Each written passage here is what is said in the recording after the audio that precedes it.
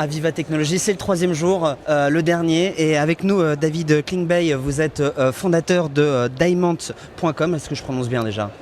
À l'américaine. À l'américaine, bon, à l'américaine, c'est pas, on me le dit pas souvent. Il y a plusieurs produits à vous, donc des sacs, mais surtout un sablier. Expliquez-moi, c'est quoi la spécificité ?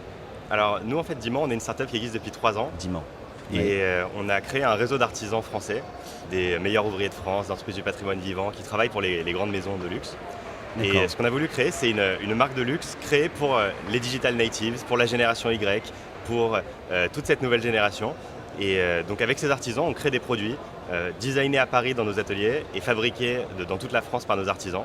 Et c'est des produits qu'on trouve exclusivement sur Diamant.com, qu'on ne trouve pas dans le commerce et qu'on vend sans boutique, sans vendeur, sans aucun intermédiaire, ce qui permet de les vendre à un prix juste.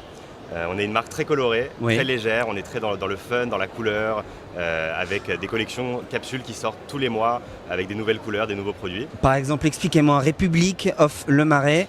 C'est fait par qui ? C'est quoi ?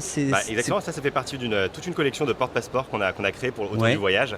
Et on s'est dit qu'on allait faire un peu notre Brexit à nous. D'accord. Et donc au lieu d'écrire République française sur le devant comme sur un passeport, on a pris tous les quartiers de Paris et on peut faire République of Le Marais, République of Montmartre, République of Saint-Germain, Neuilly-sur-Seine, etc. Et les artisans derrière, c'est... Et les artisans, c'est fait par des artisans maroquiniers qui sont compagnons du devoir, répartis dans la France, qui travaillent pour nous, mais qui travaillent aussi pour les grandes maisons. C'est les mêmes qui font ça, You Are Special et Diamant ?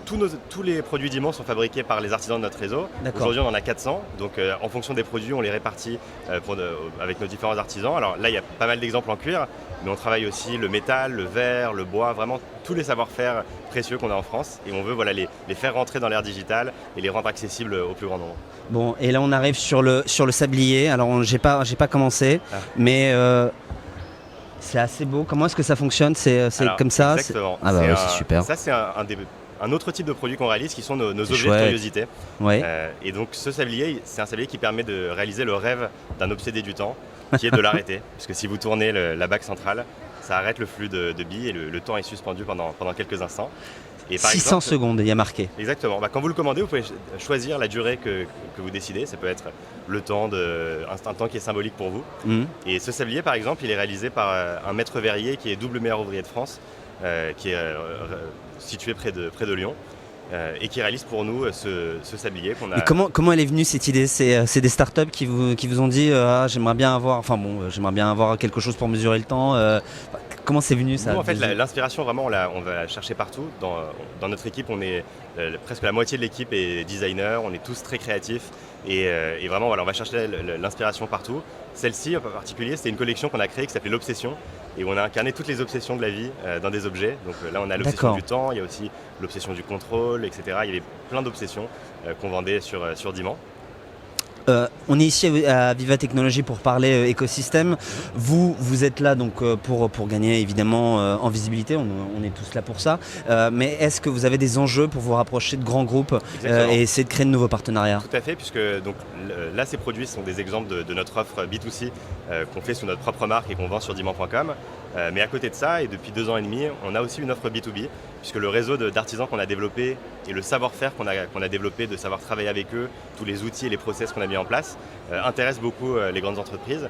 Et aujourd'hui, on travaille pour une 50aine d'entreprises, beaucoup de marques de luxe, de marques de mode, mais aussi d'entreprises dans la banque, dans la finance, etc., qui, par occasion, ont à fabriquer des objets, que ce soit des cadeaux pour leurs clients privilégiés, des objets pour leur bureau, du visual merchandising pour leur boutique.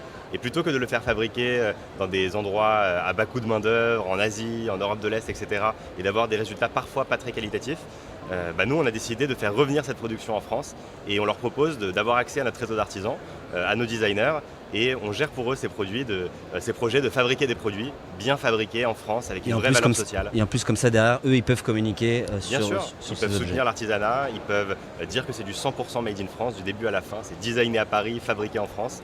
Et du coup, c'est vrai que on travaille pour une 50aine de marques maintenant dans des domaines très très variés. On a commencé avec le luxe et la mode et maintenant on est sollicité par des startups aussi, par des grands groupes. Et donc on ouvre ces portes des ateliers d'artisans pour ces grands groupes. Parce qu'avant c'était très compliqué, si vous vouliez faire un objet, c'était beaucoup plus facile d'aller le faire en Chine où c'est industriel, c'est très très business et c'est facile de le faire. Alors qu'avec les artisans, le temps est parfois un peu plus long, c'est plus artistique et ça peut être plus difficile pour quelqu'un de business d'aller travailler directement avec eux. Nous, on crée cet intermédiaire et on permet de très facilement, très rapidement travailler avec ces artisans. Je vous pose la question Sage, qui est la question de notre partenaire. Pour vous, c'est quoi la qualité principale pour être un entrepreneur ? La qualité principale pour un entrepreneur, je pense que c'est la résilience. La résilience, c'est la capacité à se prendre des portes et se relever quand même. Parce que l'entrepreneuriat... Vous en avez pris beaucoup ? On a pris beaucoup. Moi, ça fait 3 ans que j'ai lancé Diman. Avant ça, j'étais en capital risque, donc j'étais en contact avec beaucoup d'entrepreneurs. Et vraiment, la qualité, c'est de se dire, si on pense que l'entrepreneuriat, ça va être juste des portes ouvertes, juste des succès, du plaisir, etc., on se fourvoie. En fait, c'est beaucoup de petits échecs, mais aussi beaucoup de petites joies. Et c'est vraiment un ascenseur émotionnel. C'est chaque jour, quelques claques, quelques bisous, quelques portes ouvertes, quelques portes fermées, quelques contrats, quelques refus.